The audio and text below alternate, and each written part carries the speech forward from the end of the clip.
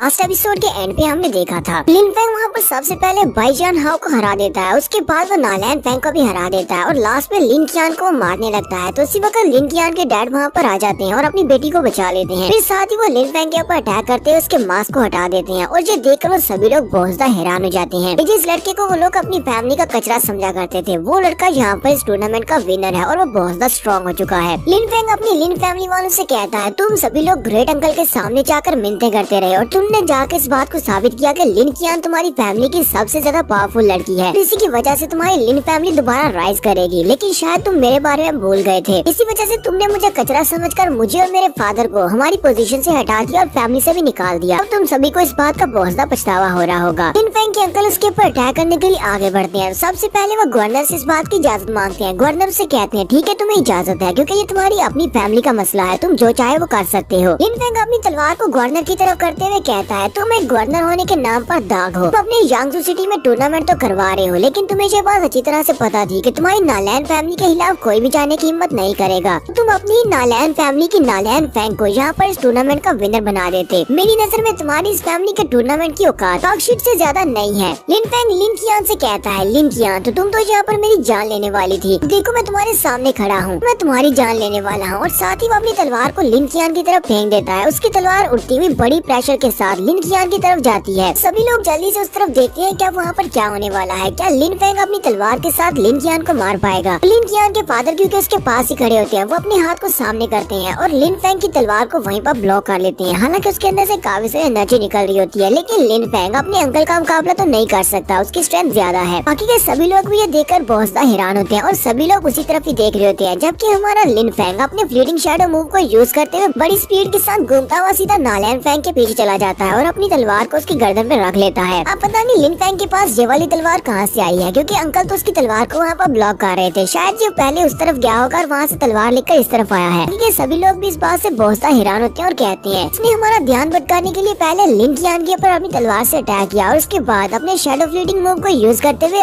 Nalain Fang को इसने अपना बंदी बना लिया है। अब इस बात से नालैन फैंग के डैड तो गुस्सा होंगे ही, वो भी जल्दी से जंप करते हुए अरीना में आ जाते हैं। नालैन योंग से कहते हैं, मेरी बेटी को जाने दो और उसके बाद तुम यहाँ से दफा हो जाओ, तुम्हें यहाँ पर कोई भी हाथ नहीं लगाएगा। फैंग से कहता है, क्या तुम्हें मैं कोई छोटा सा बच्चा दिखाई देता हूँ जो तुम्हारी बात पर यकीन करूंगा, क्योंकि तुम्हारी ये कमीनी बेटी पहले भी मुझे मारने की कोशिश कर चुकी है। अगर तुमने एक भी कदम और आगे बढ़ाया तो मैं इसका गला काट दूंगा। साथ ही वो अपनी तलवार को उसकी गर्दन में दंसाता है तो थोड़ा बहुत ब्लड निकलता है। फादर चिल्लाकर उसे कहते हैं, इसको जाने दो। लिन फैंग उसे कहता है, लगता है कि तुम्हें मेरी बात की समझ नहीं आ रही, क्या तुम्हें लगता है कि मैं अपनी बात को पूरा नहीं कर सकता। देखा होगा मैंने यहाँ पर जिनसे भी फाइट किया मैंने इनको जान से मार डाला, तो मैं एक और को मार सकता हूँ, मुझे इस बात से फर्क नहीं पड़ेगा। फिर सभी लोग पीछे रहो, कोई भी आगे बढ़ा तो मैं इसको मार डालूंगा। और जैसे लिन फैंग पीछे की तरफ हटने लगता है, उसके अंकल जल्दी से आगे बढ़ते हैं। लिन फैंग गवर्नर से कहता है, गवर्नर लगता है कि तुम्हें मेरी बात की समझ नहीं आई, मैंने कहा कि कोई भी हरकत नहीं करेगा। गवर्नर चिल्लाकर उससे कहते हैं, लिन बा तुम कहाँ पर जा रहे हो, यहीं पर रुको। लिन बा भी वहीं पर रुक जाते हैं और सोच रहे होते हैं, ये लड़का तो बहुत बड़ा जीनियस निकला। लड़का बहुत ज्यादा होशियार है, इसने नालैन को जाकर बंदी बनाया है ताकि कोई भी यहाँ से जा न सके और कोई भी इसके ऊपर अटैक न कर सके। कि नालैन योंग के यहाँ पर होते हुए कोई भी यहाँ पर आगे बढ़ने की हिम्मत नहीं करेगा। गवर्नर लिन फैंग से कहते हैं, अगर मैं तुम्हें यहाँ से जाने दूँ तो क्या होगा अगर तुम बाहर जाने के बाद मेरी बेटी को मार दो और इसे ना छोड़ो तो। लिन फैंग उसे कहता है, तो फिर ठीक है, अगर तुम्हें मेरी बात पर यकीन नहीं है तो फिर अपनी बेटी को अपनी आंखों के सामने ही मरता हुआ देखो। यहीं पर हमारा कहानी सुनाने वाला आ जाता है और कहता है, जब लिन फैंग ने गवर्नर से ये बात की कि वो अपनी बेटी को अपनी आंखों के सामने मरता हुआ देखेगा, गवर्नर वहीं पर चुपचाप खड़े हो गए। गवर्नर उसके बाद एक लफ्ज भी नहीं बोले और ना ही वहाँ से उन्होंने एक कदम भी आगे बढ़ाया और साथ ही सभी लोगों को कह दिया कि कोई भी आगे नहीं बढ़ेगा जब तक लिन फैंग यहाँ से चला नहीं जाता। और थोड़ी देर के बाद लिन फैंग नालैन को वहाँ से लेकर चला जाता है, क्योंकि सिटी गवर्नर वहाँ पर खड़े खड़े सिर्फ उसके लिए दुआई कर सकते हैं कि उसकी बेटी जिंदा हो। लिन फैंग अपनी बात से ना मुकरे और उसको ना मारे। लिन फैंग के वहाँ से चले जाने के बाद गू फैमिली, लिन फैंग, वू फैमिली और नालैन फैमिली, ये चारों की चारों बड़ी फैमिलीज के ज़हन में सिर्फ एक ही नाम था और वो लिन फैंग का था। और ये सभी फैमिलीज वाले लिन फैंग से बहुत ज्यादा नफरत करते हैं, इतनी ज्यादा नफरत के उसे देखते ही मार सकते हैं। लेकिन लिन फैमिली वालों के एक्सप्रेशंस कुछ मिले जुले थे, वो लोग पता नहीं वो खुश थे या फिर अंदर से बहुत ज्यादा पछता रहे थे। फिर वो लोग लिन फैंग के बारे में गुस्सा हूँ, उन्हें समझ नहीं आ रही थी कि यहाँ पर उनके साथ हो क्या रहा है। उनकी फैमिली का कचरा एक जीनियस बन चुका है। यहाँ पर खुश होना चाहिए था कि उनकी फैमिली के लड़के ने यहाँ पर इतनी बड़ी बड़ी फैमिलीज के लड़कों को हरा दिया, टूर्नामेंट का विनर बना है। लेकिन वो लोग यहाँ पर खुश भी नहीं हो सकते क्योंकि इन सभी लोगों ने अपने पैरों पर हुडी कुल्हाड़ी मारी है। लेकिन जो भी हो, हमारे लिन फैंग ने ज़ैंगजू सिटी के अंदर अपना नाम कर दिया। सभी को पता है कि यहाँ पर लिन फैंग आया था, जो कि लिन फैमिली का कचरा नहीं बल्कि एक जीनियस जीनियस लड़का है। नेक्स्ट सीन 10 दिन के बाद का दिखाया जाता है। तो यहाँ पर नालैन के बारे में कुछ भी नहीं बताया जा रहा कि लिन फेंग ने नालैन के साथ क्या किया, शायद उसको मार दिया या फिर छोड़ दिया, ये आगे जाके कहीं पता चलेगा। तो लिन फेंग डेजर्ट के अंदर से होता हुआ अपने यूनहाई सेक्टर की तरफ वापस जा रहा होता है। लिन फेंग अपने घोड़े पर होता है, वहीं पर उससे कुछ और घोड़ों के आने की आवाज आती है। उन घोड़ों के ऊपर कुछ सोल्जर्स बैठे होते हैं, जबकि उनके साथ फीफी भी होती है, फीफी यानी कि ल्यूफी। तो लिन फेंग उनको देखने के बाद वहीं पर रुक जाता है। वो सभी लोग भी उसके पास ही आकर रुकते हैं। लिन फेंग कहता है ये तो रेड ब्लड आर्मी के सोल्जर्स हैं, लेकिन ये यहाँ पर क्या कर रहे हैं, क्या ये यूनहाई सेक्टर की तरफ जा रहे हैं? लिन फेंग कहता है इनमें से जो सबसे ज्यादा वीक है वो इस वक्त अपनी की लेयर के 9th लेवल पर है। उनके पास टोटल 30 लोग होंगे। मुझे लगता है कि मेरा सामना रेड ब्लड आर्मी के साथ हो गया है। लेकिन जैसे ही वो वहाँ पर उस लड़की की तरफ देखता है तो वो कहता है ओह शिट, ये तो ल्यूफी है। ल्यूफी के साथ जो सोल्जर होता है वो उसे कहता है फीफी, तो हम लोग फाइनली जहाँ तक पहुँच आए, हम लोग थोड़ी देर के लिए यहाँ पर रेस्ट कर सकते हैं कि बहुत ही जल्दी हम लोग यूनहाई सेक्टर में पहुँच जाएंगे। ल्यूफी की नजर हमारे लिन फेंग पर पड़ती है। वो उसे देखकर कहती है जो तो तुम हो। उसका रिएक्शन कुछ अजीब सा होता है क्योंकि ये दोनों हमेशा झगड़ते रहते हैं, इसी वजह से वो पहले तो उसे देखकर थोड़ा सा गुस्सा होती है। कैप्टन कहती है क्या इस लड़के ने तुम्हारे साथ फाइट किया है या फिर इसने तुम्हें तंग किया, मुझे बताओ, मैं अभी इससे निपटता हूँ। फीफी उसे कहती है नहीं, ये कोई स्पेशल नहीं है, ये बस मेरे सेक्टर का लड़का है, ये भी यूनहाई सेक्टर में ही एक स्टूडेंट है। साथ ही वो उनसे कहती है चलो माउंटेन के अंदर चलते हैं, हमें यहाँ पर रेस्ट करने की जरूरत नहीं है, हमें डायरेक्टली यूनहाई सेक्टर में पहुँचना है। कैप्टन जाने से पहले हमारे लिन फेंग को घूर कर देखता है, जबकि लिन फेंग भी उसे घूर कर देखता है और वो सभी लोग अपने घोड़े लेकर यूनहाई सेक्टर की तरफ निकल जाते हैं। उन सभी के चले जाने के बाद लिन फेंग कहता है लगता है कि ल्यूफी की पोजीशन रेड आर्मी में काफी ज्यादा हाई होगी। हालांकि इसकी कल्टीवेशन लो है, लेकिन फिर भी इसका रैंक काफी ज्यादा हाई है और मेरे पास तो इस तरह की कोई भी पावर नहीं है। अब तो मेरे पास फैमिली बैकग्राउंड भी नहीं है, मुझे अपनी पावर पर ही रिलाई करना होगा। लिन फेंग यहाँ पर मैं बताता है कि इनके यूनहाई सेक्टर में बहुत ही जल्दी एक एग्जाम होने वाला है, जिस एग्जाम को पास करने के बाद आउटर डिसाइपल्स इनर डिसाइपल्स बन सकते हैं। लिन फेंग कहता है मुझे उस एग्जाम को पास करना ही होगा, उसके लिए मुझे काफी सारी स्ट्रेंथ की जरूरत पड़ेगी कि मैं एक इनर डिसाइपल बन सकूं। तो हमारा लिन फेंग जी फैसला करने के बाद कि उसे नए स्किल्स चाहिए, वो सीधा स्टार पवेलियन में चला जाता है जहाँ पर मास्टर बीलाओ बैठे होते हैं। वो मास्टर बीलाओ के पास जाता है और उनसे कहता है मास्टर मैं यहाँ पर कुछ नए स्किल्स लेने के लिए आया हूँ, मुझे अपने लिए कुछ एजिलिटी स्किल्स और मार्शल आर्ट्स के स्किल्स की जरूरत है। मास्टर बीलाओ से वहाँ पर देखकर खुश होते हैं और उसे कहते हैं ठीक है आज तुम सेकंड फ्लोर पर जा सकते हो। लिन फेंग उसे कहता है एल्डर आपका बहुत बहुत शुक्रिया, मेरे लिए मेरे टाइम को नोट करना, मैं 1 घंटे में वापस आ जाऊंगा।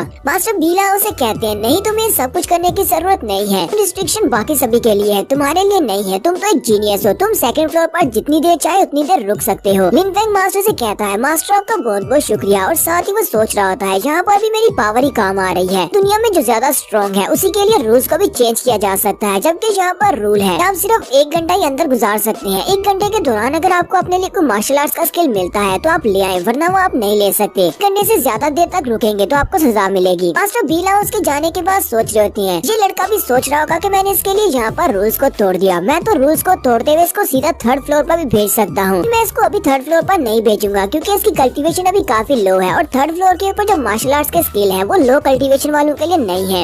इस लड़के ने प्रेसिपाइस ऑफ द अबीस के चैलेंज को पूरा किया और वहाँ पर 8 बार भैंस को चिम किया है, ऐसा कि आज तक कोई भी नहीं कर पाया। इस वजह से ये लड़का एक बहुत ही रेयर टैलेंट है और हमारे यूनहाई सेक्टर के राइज करने में इसका बहुत बड़ा हाथ होगा, इसे यहाँ पर कौन रोक सकता है। तो लिन फेंग 1st फ्लोर को पार करने के बाद सीढ़ियाँ चढ़ते हुए 2nd फ्लोर की तरफ जा रहा होता है। तो वहाँ पर जो आउटर डिसाइपल्स खड़े होते हैं वो उसकी तरफ देखते हैं और कहते हैं ये लड़का कौन है जो कि सीढ़ियाँ चढ़ते हुए 2nd फ्लोर की तरफ जा रहा है। देखने से तो ये एक आउटर डिसाइपल लगता है, लेकिन क्या आउटर डिसाइपल्स को ऊपर जाने की इजाजत है? ये लड़का कितना बड़ा जीनियस होगा जो इसे ऊपर जाने की इजाजत मिली है। तो यहीं पर इनके लेवल्स के बारे में बताया जाता है कि 1st फ्लोर को येलो फ्लोर कहा जाता है क्योंकि इसके ऊपर जितनी मार्शल आर्ट्स की टेक्निक्स हैं वो सारी लो लेवल की मार्शल आर्ट्स की टेक्निक्स हैं, वो सारी आउटर डिसाइपल्स के लिए हैं, क्योंकि अभी तक अपनी सोल लेयर तक नहीं पहुंचे। कि 2nd फ्लोर के ऊपर प्रोफाउंड टीयर के लेवल की मार्शल आर्ट्स की टेक्निक्स रखी हुई है कि सोल लेयर में जाने वाले बच्चों के लिए है। फिर चाहे वो लड़के आउटर डिसाइपल ही क्यों ना हो, अगर वो अपनी सोल लेयर में है तो वो 2nd फ्लोर पर जाकर प्रोफाउंड लेवल की टेक्निक्स को ले सकते हैं। लिन फेंग 2nd फ्लोर पर पहुंचता है तो देखता है वहाँ पर बहुत ही कम लोग होते हैं और वहाँ पर बुक सेल भी बहुत ज्यादा कम होती है। वो सबसे पहले एजिलिटी वाली साइड पर जाता है और कहता है तो सबसे पहले तो मुझे यहाँ पर एजिलिटी स्किल्स चाहिए, और वो वहाँ से बुक्स ओपन करना स्टार्ट करता है। तो सबसे पहली जो बुक उठाता है उसके ऊपर एक स्किल लिखा होता है जिसका नाम प्योर एनर्जी स्किल होता है, और वो वाली टेक्निक एक प्रोफाउंड टीयर की मिडल लेवल की टेक्निक होती है। इस टेक्निक में उसने करना क्या होता है, अपने आसपास से ह्यूमन एंड अर्थ की एनर्जी को एब्जॉर्ब करके उसे अपनी एनर्जी बनाना होता है। इससे वो सारी की सारी एनर्जी एब्जॉर्ब होने के बाद उसकी बॉडी में जाएगी और उसकी अपनी एनर्जी को बहुत ज्यादा बढ़ा जाएगी, तो उसकी एजिलिटी और उसकी मूवमेंट्स बहुत ज्यादा तेज हो जाएंगी। फिर इस टेक्निक को हाई लेवल तक मास्टर कर लिया जाए, मार्शल आर्टिस्ट की स्पीड और उसकी स्ट्रेंथ बहुत ज्यादा बढ़ जाएगी। लिन फेंग कहता है तो मुझे एजिलिटी के लिए पहला स्किल मिल गया है, मैं यही लेने वाला हूँ। अब अगली बार एक मार्शल आर्ट्स की टेक्निक लेने की है, मुझे यहाँ पर एक मार्शल आर्ट्स की टेक्निक भी चाहिए। तो लिन फेंग वहाँ पर अब नई मार्शल आर्ट्स की टेक्निक ढूंढने के लिए निकल पड़ा है कि उसके पास जो पहली मार्शल आर्ट्स की टेक्निक है जो कि रोडिंग थंडर स्किल है, वो उसे बार बार तो यूज नहीं कर सकता, उसे और भी ज्यादा मार्शल आर्ट्स के स्किल्स की जरूरत है। लास्ट पे उसे एक बुक दिखाई देती है, वो उस बुक को ओपन करता है तो उसके ऊपर एक स्पेशल स्किल का नाम लिखा होता है जिसका नाम hit palm strike off the desolation होता है। ये वाली टेक्निक काफी ज्यादा स्पेशल होती है। इसके अंदर लिखा होता है कि अगर तुम इसको हाई लेवल तक परफॉर्म करते हो तो तुम्हारी पाम पूरे के पूरे आसमान को कवर कर सकती है और तुम्हारा दुश्मन कहीं पर भी बचकर छुप नहीं पाएगा। लिन फेंग कहता है ये वाली टेक्निक बेहतर है, मुझे यही वाली टेक्निक चाहिए, हालांकि इसको मास्टर करना थोड़ा सा मुश्किल है। फिर वहीं पर उसकी नजर टेबल के ऊपर पड़ती है जहाँ पर एक स्क्रॉल पड़ा होता है और उस स्क्रॉल के ऊपर भी स्वर्ड स्किल लिखा होता है। लिन फेंग कहता है मुझे अपने लिए एक स्वर्ड स्किल भी चाहिए। वो जाकर उस स्किल को ओपन करता है तो उसके ऊपर लिखा होता है स्वर्ड ऑफ निर्वाणा, के परफॉर्म टियर का मिडिल लेवल का एक तलवारबाजी का स्किल होता है। ये वाली स्पेशल टेक्निक वेपन टाइप की स्पिरिट रखने वालों के लिए है, स्पेशली उन मार्शल आर्टिस्ट के लिए जिनकी स्पिरिट वेपन टाइप की हो, यानी कि मार्शल आर्ट स्वर्ड टाइप की हो। लिन फेंग कहता है मुझे लगता है कि ये वाली मेरे लिए ज्यादा बेहतर रहेगी क्योंकि मेरे पास सेलेस्टियल ब्लैक स्पिरिट है और ब्लैक स्पिरिट एक यूनिक स्पिरिट है। स्पिरिट की मदद से मैं यहाँ पर अपनी तलवार की फोर्स को भी यूज कर सकता हूँ। हमारा लिन फेंग अभी यहीं पर खड़ा होता है कि उसी वक्त उसे साइड से आवाज आती है। पर एक इनर डिसाइपल होता है जिसका नाम ली लिन होता है। ली लिन एक दूसरे लड़के से कहता है अपनी टेक्निक मुझे दिखाओ, तुमने यहाँ पर कौन सी टेक्निक को चूज किया है। तो वो एक आउटर डिसाइपल होता है जिसका नाम शेन चैन होता है। शेन चैन उसे कहता है मैंने पहले से इस मार्शल आर्ट्स की बुक को देख लिया है, अब ये मेरी है, मैं तुम्हें क्यों दूंगा। ली लिन उसकी बात सुनने के बाद गुस्सा हो जाता है और कहता है तुम्हारी हिम्मत कैसे हुई मेरे इनर डिसाइपल के सामने इस तरह बात करने की, तुम एक आउटर डिसाइपल अपनी हाथ में रहो। शेन चैन उसे कहता है तुम्हारा नाम ली लिन है, मैं तुम्हारे बारे में जानता हूँ, इनर डिसाइपल्स में से तुम सबसे ज्यादा वीक डिसाइपल हो। मुझे ये बात भी अच्छी तरह से पता है कि तुम इतने ज्यादा वीक हो कि सिर्फ हमारे जैसे आउटर डिसाइपल्स के सामने तुम शो ऑफ करते हो, हालांकि तुम इतने स्ट्रॉन्ग नहीं हो। अगर मैं चाहूँ तो यहाँ पर तुम्हें बहुत ही आसानी से हरा सकता हूँ, इसलिए मैं इस बात को मेक श्योर करूंगा कि हमारे जो एग्जाम आने वाले हैं उन एग्जाम में तुम्हें निकाल कर तुम्हारी जगह पर खुद आ जाऊँ। क्योंकि वहाँ पर जो बाकी बच्चे बुक्स लेने के लिए आए होते हैं वो शेन चैन को पहचानते हैं। वो कहते हैं कि ली लिन यहाँ पर फिर से किसी से फाइट कर रहा है, लेकिन इस बार किसी आम बंदे से पंगा नहीं ले रहा बल्कि शेन चैन से पंगा ले रहा है जो कि आउटर डिसाइपल में एक जीनियस डिसाइपल है और आउटर डिसाइपल्स की टॉप 10 रैंकिंग में फर्स्ट रैंक पर आता है और ऊपर से ये सोल लेयर में है। ली लिन जैसे ये बात सुनता है कि ये आउटर डिसाइपल्स के टॉप फर्स्ट रैंक पर है, बहुत सा घबरा जाता है और कहता है तो इस लड़की का नाम शेन चैन है, मैंने इसके बारे में सुना हुआ है, लगता है कि मैंने यहाँ पर किसी गलत बंदे से पंगा ले लिया है। जल्दी से पीछे की तरफ घूम जाता है और हंसते हुए उससे कहता है ठीक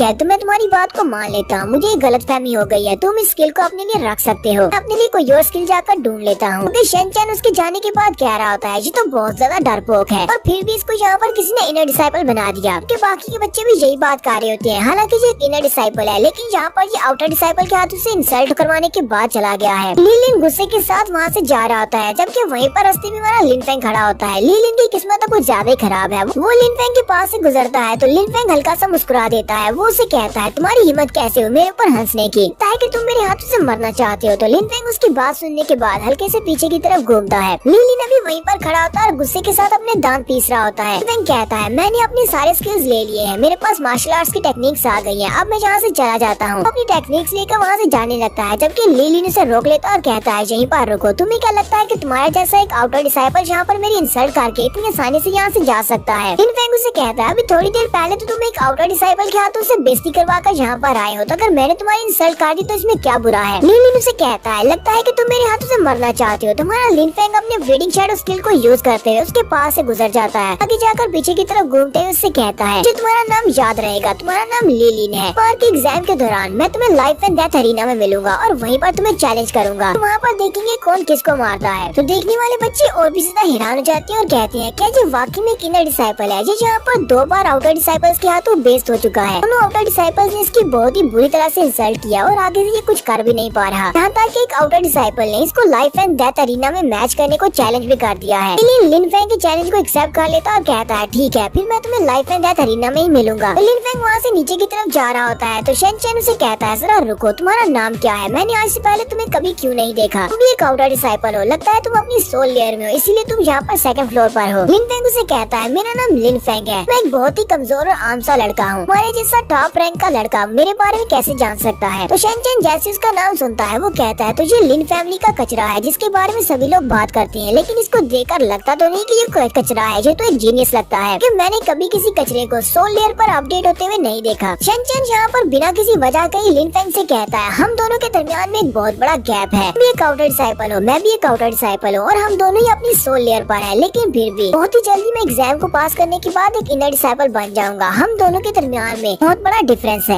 लिन फेंग उसकी बात सुनने के बाद कहता है, लगता है कि तुम कुछ ज्यादा ही कॉन्फिडेंट हो। शन चेन उसे कहता है, हाँ मैं बहुत ज्यादा कॉन्फिडेंट हूँ। अगर मैं कॉन्फिडेंट नहीं होता तो आउटर डिसाइपल रैंकिंग में फर्स्ट रैंकिंग पर कैसे आता, और बहुत ही जल्दी इनर डिसाइपल रैंकिंग पे भी जाने वाला हूँ। तो लिन फेंग उसको टॉन्ट करने के लिए कहता है, मैंने सुना है कि यहाँ पर जितने भी आउटर डिसाइपल्स हैं जो कि सेकंड फ्लोर पर आते हैं अपने लिए मार्शल आर्ट्स की बुक्स लेने के लिए, तो सिर्फ यहाँ पर 1 घंटे के लिए रुक सकते हैं जब तक कि वो अगरबत्ती बुझ नहीं जाती। तुमने कहा कि तुम मुझसे ज्यादा बेहतर हो, तो मैं तुम्हें यहाँ पर चैलेंज करता हूँ, तुम यहाँ पर 1 घंटे से ज्यादा देर तक रुक कर दिखाओ। शन चेन उसे कहता है, तुम यहाँ पर ये सारी बातें करके मुझे यहाँ पर चैलेंज कर रहे हो, लेकिन तुम इससे मुझे प्रोवोक नहीं कर सकते। ये बात अच्छी तरह से पता है कि सेक्टर के रूल्स के मुताबिक मैं सेकंड फ्लोर के ऊपर सिर्फ 1 घंटा ही गुजार सकता हूँ। मैं एक आउटर डिसाइपल हूँ या फिर एक इनर डिसाइपल हूँ, टाइम लिमिट सभी के लिए एक ही होती है, तो इस बात से हमारी क्वालिफिकेशन का कोई भी ताल्लुक नहीं है। लिन फेंग उसे कहता है, क्या तुम्हें वाकई में लगता है कि इस बात से हमारी क्वालिफिकेशन का कोई भी ताल्लुक नहीं है और तुम्हें लगता है कि तुम मुझसे ज्यादा बेहतर हो? तो ठीक है, मैं तुम्हें यहाँ पर ये बात साबित करके दिखाता हूँ। मैं 1 घंटे से ज्यादा यहाँ पर टाइम गुजारूंगा। तो तुम्हारे अंदर हिम्मत है और तुम्हें लगता है कि तुम मुझसे बेहतर हो, तो मेरे साथ यहाँ पर रुक कर दिखाओ, क्योंकि तुम यहाँ पर आउटर डिसाइपल्स की रैंकिंग नंबर फर्स्ट पर हो, इसलिए तुम्हारे अंदर इतनी ज्यादा हिम्मत तो होगी। शन चेन उसकी बात सुनने के बाद बहुत सा हैरान होता है और सोच रहा होता है, कहीं ये लड़का पागल तो नहीं हो गया। ये यहाँ पर यूनाइट सेक्टर के रूल्स को तोड़ रहा है, बाहर जो एल्डर बैठे हैं वो इसको पनिश करेंगे। वो लिन फेंग से कहता है, क्या तुम मेरे साथ मजाक कर रहे हो? लिन फेंग उसे कहता है, नहीं मैं तुम्हारे साथ मजाक नहीं कर रहा। तो साथ ही वो वहाँ पर रखी हुई अगरबत्ती की तरफ देख रहा होता है कि वो वहाँ पर बुझना शुरू हो जाती है और काफी नजदीक पहुँच जाती है, यानी कि 1 घंटे का टाइम पूरा होने वाला है। तब तक वो अगरबत्ती अभी जल रही होती है। शन वहीं पर खड़ा रहता है और कहता है, चलो देखते हैं ये कब तक यहाँ पर नाटक करता है, क्योंकि इसकी अगरबत्ती के बुझने से पहले ही यहाँ से भाग जाएगा। लेकिन लिन फेंग तो वहाँ से हिलता भी नहीं है, वो वहीं पर खड़ा रहता है, क्योंकि एल्डर ने तो उसे यहाँ पर कहा था कि उसके पास कोई भी टाइम लिमिट नहीं है। शन जल्दी से भागता हुआ बाहर चला जाता है और कहता है, मैं यहाँ से जा रहा हूँ, तुम तो यहाँ से नहीं जाने वाले, कि अगर तुम बाहर नहीं जाओगे तो बाहर वाले एल्डर तुम्हें सजा देंगे और मुझे सजा नहीं चाहिए, कि मैं नीचे तुम्हारा इंतजार करूंगा, देखता हूँ कि तुम एल्डर के सामने इस बात को कैसे एक्सप्लेन करोगे। शन ऊपर से सीधा नीचे आ जाता है एल्डर के पास। एल्डर बीला उसे देखते ही कहते हैं, लड़के तुम टाइम से लेट आए हो, कुछ देर और लेट आते तो मैं तुम्हें यहाँ पर सजा दे देता। अगली बार इस बात का पूरा ध्यान रखना, 1 सेकंड भी लेट नहीं होना चाहिए। तो शन गुस्से के साथ वहीं पर खड़ा हो जाता है और कहता है, मैं सिर्फ कुछ ही सेकंड्स लेट आया हूँ। तो एल्डर को पता चल गया। चलो अब देखते हैं, अब जबकि वो लड़का यहाँ पर पूरा आधा घंटा लेट आएगा तो उसके साथ एल्डर क्या करेंगे। लिन फेंग सीधा मास्टर बीलाओ के पास आता है और उनसे कहता है, मास्टर बीलाओ मैंने ये वाली टेक्निक्स को चूज किया है, जरा इनको चेक करके बताएं क्या ये मेरे लिए ठीक रहेंगी। मास्टर बीलाओ कहते हैं, प्योर एनर्जी स्किल ये तुम्हारे लिए बिल्कुल ठीक है। वो साथ ही 8 पाम स्ट्राइक्स ऑफ डेसोलेशन को देखते हैं और कहते हैं, ये वाला स्किल सीखना थोड़ा सा मुश्किल है, लेकिन अगर तुमने हाई ग्रेड तक इसको सीख लिया तो काफी ज्यादा मदद हो जाएगी। रही बात इस स्वर्ड ऑफ निर्वाणा की, ये वाला स्किल तो बहुत ज्यादा स्पेशल है। अगर तुम्हारे पास वेपन टाइप की स्पिरिट नहीं है, स्किल को सीखना मुश्किल है, लेकिन हो सकता है कि तुम इसको मास्टर कर लो और तुम स्वर्ड फोर्स को भी समझ जाओ। लिन फेंग उनसे कहता है, ठीक है एल्डर, मैं इस बात को समझ गया और मैं बहुत ज्यादा मेहनत करूंगा। शन जो कि वहाँ पर इंतजार कर रहा होता है कि मास्टर बीला उसको सजा देंगे, लेकिन मास्टर बीला तो ऐसी कोई बात करता ही नहीं है। शन उनसे कहता है, एल्डर आपको नहीं लगता कि ये लड़का यहाँ पर लेट आया है,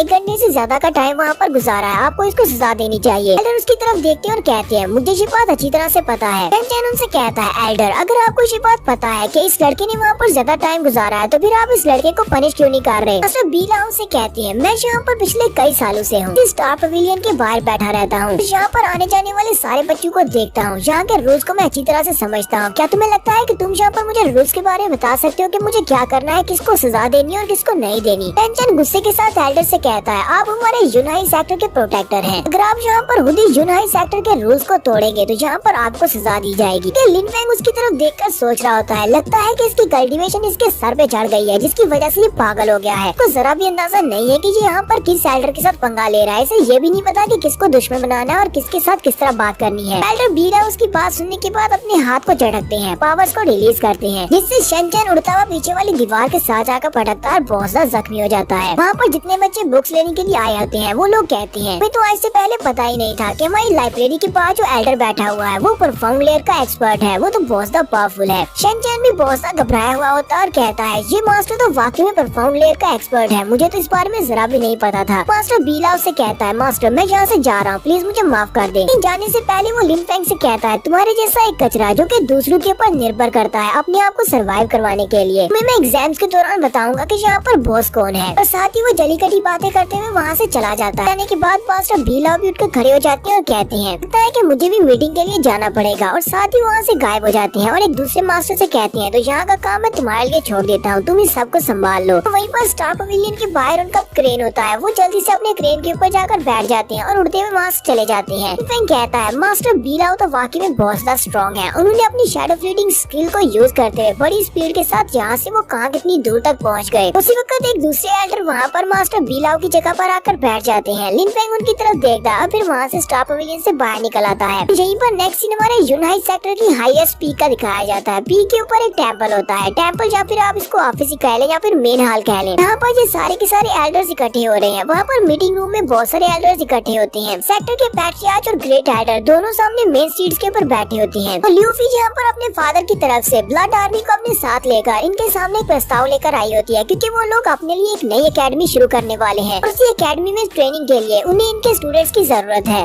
पैट्रियार्च फीफी की बात सुनने के बाद उसे कहती हैं, फीफी मैंने तुम्हारी सारी बात सुन ली है, अब मैं इसके बारे में कुछ देर सोचूंगा, अपने एल्डर से बात करूंगा, उसके बाद तुम्हें जवाब दूंगा। ल्यूफी उनसे कहती है, अंकल लैनगोंग आप ये बात अच्छी तरह से जानते हैं कि मेरे फादर एक सेल्फिश इंसान नहीं है, वो एक बहुत ही अच्छे इंसान है। वो स्नो मून किंगडम के लिए सब कुछ कर रहे हैं, इसलिए मैं चाहती हूँ कि आप अपने सेक्टर के सबसे स्ट्रॉन्गेस्ट वॉरियर्स को वहाँ पर भेजें। इससे वादा करती हूँ कि ये सारे के सारे डिसाइपल्स आपके यूनाइट सेक्टर में वापस आएंगे और सही सलामत आएंगे और यहाँ पर वापस आने के बाद आपके यूनाइट सेक्टर के पिलर्स बन सकेंगे। पैट्रियार्च उसे कहती है, तुम्हारे फादर और मैं हम दोनों ही बहुत ही अच्छे दोस्त हैं। जब हम लोग सेक्टर में थे तब हम दोनों इकट्ठे ही ट्रेनिंग किया करते थे, वो मेरे लिए रियल ब्रदर की तरह है। मैं उसकी बहुत सा इज्जत करता हूँ। लेकिन यहाँ पर क्योंकि मैं सेक्टर का लीडर हूँ तो सेक्टर का पैट्रियार्च होने के नाते पहले मुझे अपने सेक्टर के लोगों के बारे में सोचना पड़ेगा। मुझे एल्डर्स के साथ इस बारे में बात करना पड़ेगी कि बाद में तुम्हें कोई जवाब दे पाऊंगा कि हम लोग यहाँ पर पर्सनल रिलेशंस को सामने नहीं रख सकते। ल्यूफी के साथ एक और लड़का होता है, वो उसे कहता है, पैट्रियार्च लैनगोंग तुम्हें ये बात अच्छी तरह से पता होनी चाहिए कि हम रेड आर्मी के लोग यहाँ पर एम्परर के ऑर्डर्स पर आए हैं। एम्परर के ऑर्डर्स पर स्नो मून सिटी के अंदर एक नई एकेडमी शुरू होने वाली है, इसलिए तुम्हें वहाँ पर अपने बच्चों को भेजना पड़ेगा। तुम यहाँ पर एम्परर के ऑर्डर्स को डिसोबे कर रहे हो। पैट्रियार्च उसकी बात सुनने के बाद गुस्से के साथ उसे कहते हैं, मैंने तुम्हें कब कह दिया कि मैं यहाँ पर एम्परर के ऑर्डर्स को फॉलो नहीं कर रहा। तो यहाँ पर ये कहा है कि मैं अपने बच्चों को वहाँ पर भेजूंगा, लेकिन उसके लिए पहले मुझे अपने एल्डर्स के साथ बात करना पड़ेगी, क्योंकि मैं ऐसे ही अपने बच्चों को किसी नई एकेडमी में नहीं भेज सकता। फिर साथ ही पैट्रियार्च उसे कहती है, और तुम्हारी हिम्मत कैसे हुई यहाँ पर मुझे पैट्रियार्च को ये बताने की कि मुझे क्या करना और क्या नहीं करना। तुम्हें लगता है कि मुझे एम्परर की इज्जत का जरा भी ख्याल नहीं है। मैं चाहता हूँ कि तुम वापस से अपने बाप के पास जाओ और जाकर उससे बताओ कि तुम कितने बदतमीज हो, ताकि वो तुम्हें इज्जत सिखा सके। वो लड़का उसे कहता है, मैं इस बारे में अपने फादर को जरूर बताऊंगा। पैट्रियार्च उसे कहते हैं, हाँ क्यों नहीं, जरूर बताना। उसी वक्त वहाँ पर बीलाओ भी आ जाते हैं। बीलाओ वहाँ पर आते ही कहते हैं, तो फीफी तुम भी यहाँ पर आई हो। फीफी इनको देखकर काफी ज्यादा खुश हो जाती है और भागती हुई उनके पास चली जाती है और कहती है, ग्रैंडपा तो आप फाइनली यहाँ पर आ ही गए। मास्टर बीलाओ उसे कहते हैं, तुम तो पहले से भी लंबी हो गई हो। फिर साथ ही वो उससे पूछते हैं, तुम्हारे फादर कैसे हैं? उसे कहती है, वो ठीक है। फिर साथ ही वो काफी उदास हो जाती है और कहती है, वो अभी तक ब्रोकन एज सिटी में है। तो बीलाओ उसकी बात सुनने के बाद कहती है, मुझे लगता है कि तुम अपने फादर के ऑर्डर से यहाँ पर आई हो पैट्रियार्च से बात करने के लिए। तुम्हें इस मसले में परेशान होने की जरूरत नहीं है। मैंने किसी ऐसे स्पेशल को ढूंढा है जो तुम्हारे साथ वहाँ पर जाएगा। हमारी एकेडमी के लिए वो लड़का बिल्कुल ठीक रहेगा। मुझे लगता है कि तुम्हारे फादर कैंगलैंड को वो बहुत ज्यादा पसंद आएगा। फीफी उनसे कहती है, लेकिन ग्रैंडपा क्या सिर्फ एक ही लड़के को वहाँ पर भेजेंगे? ग्रैंडपा बीलाओ उसे कहते हैं, हाँ सिर्फ एक ही लड़का काफी है। मैंने तुम्हें पहले भी बताया कि मार्शल आर्ट्स की दुनिया में क्वांटिटी सब कुछ नहीं होती, बल्कि क्वालिटी सब कुछ होती है। तो एक लड़का बाकी के सारे एक्सपर्ट्स पर बहुत ज्यादा भारी है। फीफी उनसे कहती है, लेकिन वो लड़का कौन है? क्या आप मुझे उसका नाम बताएंगे? मैं उसे कहती है, नहीं अभी तो नहीं बताऊंगा, लेकिन बहुत ही जल्दी उसे तुम्हारे पास भेज दूंगा। इसलिए मैं चाहता हूँ कि तुम अपने सोल्जर्स को पहले यहाँ से वापस भेज दो और इनको बता दो कि वो लड़का जल्दी वहाँ पर एकेडमी को ज्वाइन करने के लिए पहुँचेगा। फीफी उनसे कहती है, ठीक है ग्रैंडपा, और वो अपने सोल्जर्स को वहाँ से भेज देती है। एक सीन हमारे लिन फेंग का दिखाया जाता है। लिन फेंग उसी कैनियन वाली जगह पर होता है जहाँ पर अक्सर वो फीफी के साथ जाकर टकराता है और उसे नहाते हुए देखता है। लिन फेंग उसी गुफा के अंदर बैठकर अपने आप को कल्टीवेट कर रहा होता है। वो नई स्किल्स को सीखने की कोशिश कर रहा है, जो नए स्किल्स वो लेकर आया है। सबसे पहले वो प्योर एनर्जी स्किल को मास्टर करने की कोशिश करता है। जब वो प्योर एनर्जी स्किल को मास्टर करता है तो उसकी बॉडी के अंदर बहुत सारी एनर्जी जाती है और बहुत सारी एनर्जी रिलीज होती है। लिन फेंग कहता है, मेरे पास जो डार्क सेलेस्टियल स्पिरिट है वो 2 लेयर्स के हिसाब से इंक्रीज हो चुकी है, सिर्फ इस प्योर एनर्जी स्किल की मदद से। लिन फेंग अपने हाथ को सामने की तरफ करता है और सामने की तरफ अपनी एनर्जी को रिलीज करता है तो सामने वाली दीवार को वो तोड़ देता है। लिन फेंग कहता है, हाँ वाकई में मेरी डार्क स्पिरिट पहले से बहुत ज्यादा इंक्रीज हुई है। तो साथ ही लिन फेंग ने अपने दूसरे मार्शल आर्ट्स के स्किल जिसका नाम 8 पाम्स ऑफ डेसोल्यूशन था उसको भी मास्टर कर लिया है। लिन फेंग कहता है, मैंने उसको भी लेवल अप किया है। लिन फेंग कहता है, जैसे कि इसके नाम में ही है, इसके टोटल 8 लेवल्स हैं, इसकी 8 लेयर्स हैं और मुझे लगता है कि इस वक्त मैं 5वीं लेयर तक पहुंच चुका हूं और बहुत ही जल्दी मैं 6ठी लेयर तक भी पहुंच जाऊंगा, क्योंकि इसकी 8वीं लेयर तक पहुंचना तो काफी ज्यादा मुश्किल है। सिर्फ हाई लेवल के एक्सपर्ट्स ही इसकी इस मूव की 8वीं लेवल तक पहुंच पाते हैं। कहानी सुनाने वाला कहता है, हालांकि जितने भी परफॉर्म लेवल के मार्शल आर्ट्स के स्किल्स हैं उनको सीखना इतना आसान नहीं है, लेकिन अब जबकि हमारा लिन फेंग एक बहुत ही स्पेशल बच्चा है, उसके पास उसकी सेलेस्टियल बुक भी है जो कि उसकी मार्शल आर्ट्स की स्पिरिट है, डार्क स्पिरिट की सेलेस्टियल बुक। उसकी मदद से इन सारे स्किल्स को बहुत ही जल्दी एप्रीहेंड कर सकता है और कैलकुलेट कर सकता है, जिससे इनको सीखने में ज्यादा टाइम नहीं लगता। लिन फेंग ने अपनी तीनों स्किल्स को सिर्फ एक ही दिन में मास्टर कर लिया। तो लिन फेंग यहाँ पर अपनी पाम ऑफ डेसोलेशन के 7th लेयर तक पहुँच चुका है, जो कि एक जीनियस ही पहुँच सकता है और बहुत ही जल्दी वो 8वें लेवल तक भी पहुँच जाएगा। लास्ट पर लिन फेंग अपनी स्क्रॉल को ओपन करता है और कहता है, चलो अब अपनी स्वर्ड ऑफ निर्वाणा को मास्टर करने की कोशिश करते हैं। स्वर्ड ऑफ निर्वाणा के स्क्रॉल के ऊपर 3 मूव्स लिखे होते हैं। सबसे पहले मूव का नाम स्वर्ड ऑफ लाइफ टेकिंग होता है, दूसरे मूव का नाम स्वर्ड ऑफ डेथ होता है और तीसरे मूव का नाम स्वर्ड ऑफ लोनलीनेस है। ये तीनों ही मूव्स लेवल्स के हिसाब से हैं। तो सबसे पहला लेवल वीक है, जबकि सेकंड लेवल उससे स्ट्रॉन्ग है और तीसरा लेवल बहुत ज्यादा स्ट्रॉन्ग है। लिन फेंग जल्दी से अपनी डार्क स्पिरिट को अवेकन करता है और कहता है, चलो ठीक है, मैं यहाँ पर सबसे पहले वाले मूव को मास्टर करने की कोशिश करता हूँ, जिसका नाम स्वर्ड ऑफ लाइफ टेकिंग है। थोड़ी देर में हमारा Lin Feng sword of life taking move को मास्टर कर लेता है और उस मूव को मास्टर करने के बाद वो वहीं पर अपनी तलवार को घुमाता है, जिसके अंदर से बहुत सारी एनर्जी निकलती है। वो माउंटेन पीक के ऊपर एक स्ट्राइक लगाता है, जिससे सामने का हिस्सा कट जाता है और उस पूरी माउंटेन को ही तोड़ देता है। लिन फेंग सामने की तरफ देखता है तो सामने एक बैल्कनी सी बन जाती है। लिन फेंग कहता है, स्वर्ड ऑफ निर्वाणा के फर्स्ट मूव के अंदर इतनी ज्यादा पावर है जो कि मेरी डेसोलेशन वाले मूव के 7th लेयर के बराबर है। अगर मैंने यहाँ पर इसके सेकंड मूव को मास्टर कर लिया फिर तो मेरी पावर बहुत ज्यादा बढ़ जाएगी, और तीसरे का तो पूछो ही मत। लिन फेंग अभी वहीं पर खड़ा होता है कि फीफी वहाँ पर आ जाती है। लिन फेंग कहता है, कौन है वहाँ पर? फीफी पत्थरों के पीछे से निकलकर सामने आती है। लिन फेंग उसे कहता है, तुझे तो हमारी फीफी है। तो ल्यूफी वहाँ पर आने के बाद उसे कहती है, कमीने कहीं के, तुमने मेरे इलाके को मुझसे छीन लिया, यहाँ पर मैं प्रैक्टिस किया करती थी। इसके बाद तुमने 2 बार मुझे शर्मिंदा किया, एक बार मुझे नहाते हुए भी देखा। आज मैं यहाँ पर तुमसे बदला लेने के लिए आई हूँ। और साथ ही वो सोच रही होती है, अब जबकि मैं अपनी सोल लेयर में पहुँच चुकी हूँ तो मैं इस लड़की को हरा सकती हूँ। साथ ही वो लिन फेंग से कहती है, अगर तुम मेरे सामने अपने घुटने टेक देते हो और मुझसे माफी मांगते हो तो मैं तुम्हें छोड़ दूंगी।